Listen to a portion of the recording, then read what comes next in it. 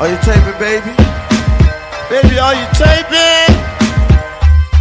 Oh, yeah. Hey, hey, hey, hey. Yeah. Oh, yeah.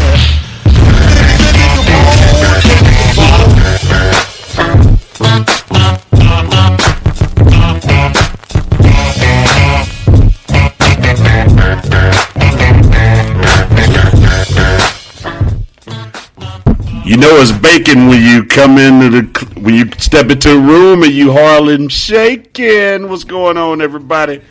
It is Mac and Free, but our names are not important. But there is a name that is a little more important today. Our executive producer, William McKee. What's going on, McKee? Hey, man, glad to be in the building with you guys. Thank you guys for having me on this episode. Hey, man.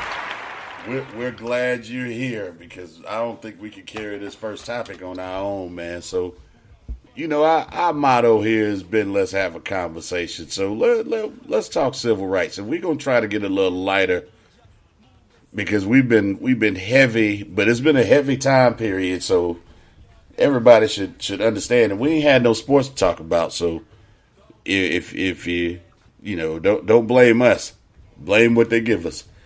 But with that said, man, we kind of lost recently C.T. Vivian and John Lewis. So I'll lead with you on this one, McKee, man. Tell us a little bit about what we missed here with what did we lose with C.T. Vivian? But let's start by just educating people on who C.T. Vivian was, because I didn't realize how many people didn't know who he was until here recently. Yeah, and let me say this, y'all got kind of heavy the past few weeks because you guys are heavy brothers. What can y'all say? But one of us literally heavy, but that's a situation for another day. The overweight lovers in the house. Yeah, but well. Yeah, we really lost, and I'm glad you guys are covering this and paying respects to these luminaries. We lost some giants in the struggle for justice, equality, and civil rights. And one, C.T. Vivian, Reverend C.T. Vivian, Reverend Dr. C.T. Vivian, and the icon, none other than John Lewis, freedom rider, congressman, SNCC president extraordinaire. To answer your question about C.T. Vivian, and Ben can attest to this, I was blessed to be a mentee of his in the last portion of his life, and I met Dr. Vivian because I was a administrator with the Phelps Stokes Fund, one of America's oldest philanthropic organizations that funded black colleges and many initiatives like the Harlem Boys Choir and things of that nature, and the United Negro College Fund, Phelps Stokes founded. So we were working. I was blessed to be assigned to work with Dr. Vivian to help him with the C.T. Vivian Institute at Morris Brown College. And for those that don't know, Dr. Vivian was a early lieutenant of Dr. Martin Luther King and one of the architects of the Southern Christian Leadership Conference, which, as we know, was the foundational organization that was undergirding the civil rights movement at that time in the South, led by Dr. Martin Luther King. Dr. Vivian was a proud member of Alpha Phi Alpha fraternity. I got to shout out his fraternity, which he loved. And he led, he was over chapter membership, and he ran many of the membership drives for Dr. King. Dr. King called Dr. Vivian the greatest preacher of all times. And to have that from the person who many regards as the GOAT, the greatest of all times, was just, it speaks of what Dr. Vivian's gravitas was. He led many marches in the Nashville area, most famously Eyes on the civil rights documentary that is a must view for everybody is the Eyes on the Prize series. And in that series, you see Dr. Vivian in, I believe, Nashville, Tennessee, trying to desegregate a public facility. And the gentleman hits him with the butt of a gun, and Dr. Vivian falls to the ground. But as they say in another religion, if you get knocked down 7 times, you get up 8.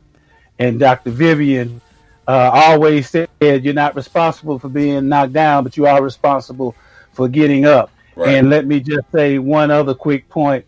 Dr. Vivian and I were riding to see the R&B singer Monica perform at the W Hotel in Atlanta, as I was very close and still am to Monica's father and mother. And Dr. Vivian told me, we were riding up 85, I think it was, and going downtown. And Dr. Vivian said, Brother McKee, you work for Phelps Stokes. I'm sure y'all have had some works with the Upward Bound program, which has saved thousands of people, underprivileged students, to go to college. And he said, me and Martin devised that program. After a march, we drove to Tuskegee, met with Dr. Foster at Tuskegee, and birthed Upward Bound, just like that. So this was the kind of man that Dr. Vivian was. Awesome. Now, I've played at the, I didn't play, but I coached it. I don't know if you guys have been to the Upward Bound. They have a athletic facility down in South Carolina. Where is that? Is it Spartanburg, I believe? Okay, I think so. Yeah. Upward Stars. Yeah. Yeah.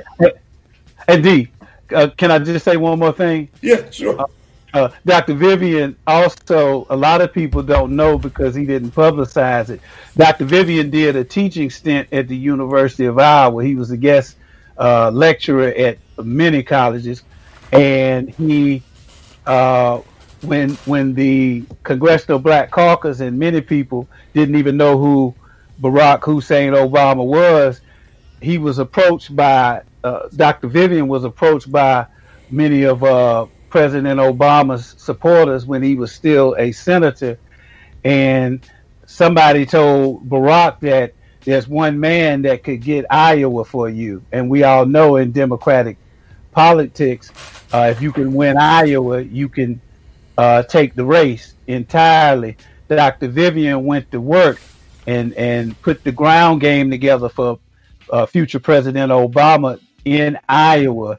And as you notice, a few years later, while President Obama was in office, Dr. Vivian would get the Presidential Medal of Honor, which is one of the highest civilian awards that is given out. So, Dr. Vivian, he was not a limelight seeker. He was not looking for cameras, but he devoted his whole entire life to equality, justice, and civil rights. We lost a big one in Dr. Vivian. Absolutely. Is that how? So I may have just put the pieces together, but is that how Senator John Lewis, ended up changing his support from Hillary Clinton to? Was that influence from Dr. Vivian? It was. Dr. Vivian and John Lewis had worked together with Diane Nash and all those other. And we have to say, there are thousands of people who we don't know their names, but soldiered. They weren't treading the wine press alone, to use a piece of biblical parlance. There were many people, but Diane Nash and C.T. Vivian were right there with John Lewis at different points in Tennessee.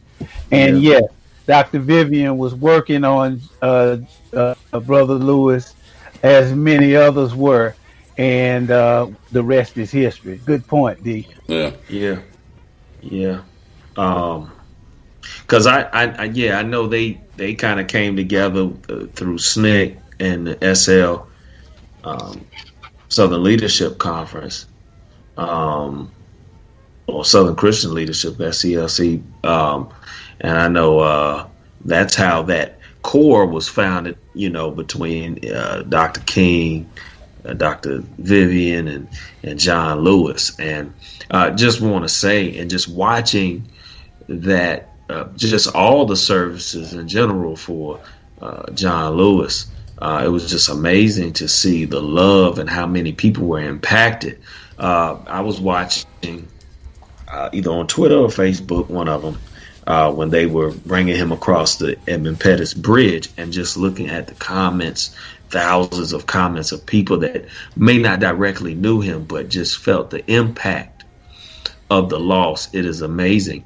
And just listening to the dialogue of just former presidents that worked with him, and just the colleagues from both sides of the aisles that called him the conscious.